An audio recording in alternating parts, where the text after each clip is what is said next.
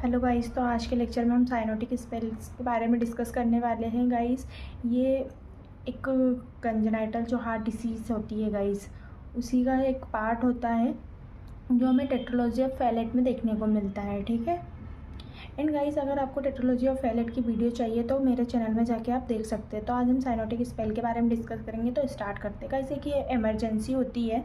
And क्या होता है गाइस साइनोटिक स्पेल, ये अकर मतलब कैसे होती है। Cyanotic spell occur due to acute decrease in pulmonary blood flow, जो पल्मोनरी ब्लड फ्लो होता है वो कम हो जाए, या फिर right to left shunt increase हो जाए। ठीक है।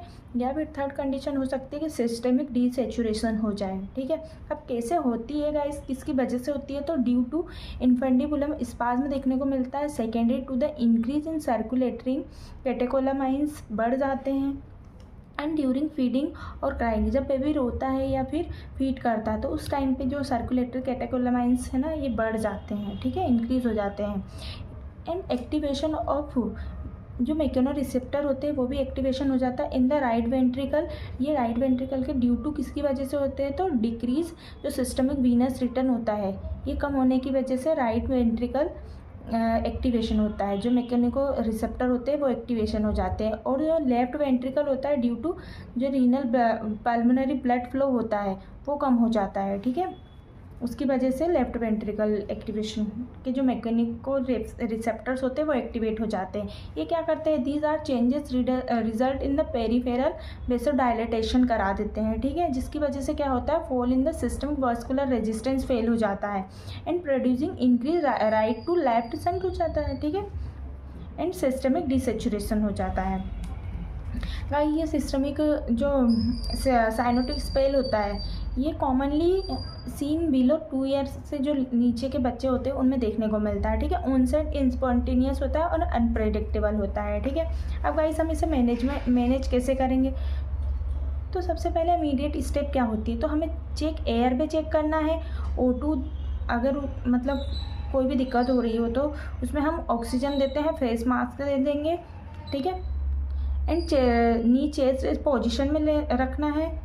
एंड सेडेटिव देना है एंड मॉर्फिन देना है। मॉर्फिन हम कितनी देंगे गाइस, तो 0.2 मिलीग्राम पर केजी सबक्यूटेनियस देते हैं। ठीक है। एंड सोडियम बाइकार्बोनेट देते हैं 1 to 2 ml पर केजी। इसके बाद हम हाइपोवोल्यूमिया अगर है प्रेजेंट तो हम उसे करेक्ट करेंगे। ठीक है। इसके बाद हम ट्रांसफ्यूज पैक्ड जो रेड सेल्स होती है वो ट्रांसफ्यूज करेंगे। ठीक है। उसके बाद मेटोप्रोलोल जो बीटा ब्लॉकर होती है वो देंगे 0.1 mg पर केजी। IV देंगे, स्लोली देना है, ओवर 5 मिनट में हमें देना है। ठीक है।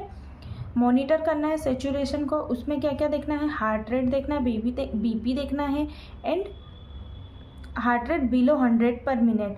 तो अगर फिर भी अगर परसिस्ट कर रहा है, मतलब ये सारी चीज़ें करने के बाद भी अगर डिसेचुरेशन परसिस्ट है या फिर नो सिग्निफिकेंट इम्प्रूवमेंट नहीं दिख रही है, तो फिर हम क्या करेंगे, बेसो प्रेशर इन्फ्यूज़न करेंगे। जो मेथोक्सामिन देते हैं, इसमें मिथोक्सामिन 0.1 से लेकर 0.2 देते हैं। ठीक है, mg पर केजी। IV देते हैं। और इसके बाद भी स्पेल परसिस्ट कर रहा है गाइस, तो हम इलेक्टिवली इंट्यूबेट करेंगे। ठीक है। एंड वेंटिलेट कर देते हैं। ठीक है। एंड प्लान फॉर पैलेटिव और करेक्ट सर्जरी करेंगे। उसके बाद अगर सीजर प्रेजेंट है तो उसे हम डाइजिपाम दे देंगे गाइस, 0.2 मिलीग्राम पर केजी। IV देते हैं। ठीक है। फॉलोइंग है स्पेल, इसमें न्यूरोलॉजिकल एग्जामिनेशन करते हैं, CNS की इमेजिंग करते हैं, इको करेंगे और फिर उसके बाद हम plan for palliative surgery plan करेंगे। और अगर एनेमिक पेशेंट है तो उसमें हम आयरन एडमिनिस्ट्रेट करेंगे। ठीक है, एडमिनिस्टर करेंगे। इसके बाद प्रिवेंशन में हम पेरेंट को काउंसिल करेंगे। ठीक है। अब गाइस, क्या काउंसिल करना है, regarding possibility of the recurrence of spell के बारे में बताना है।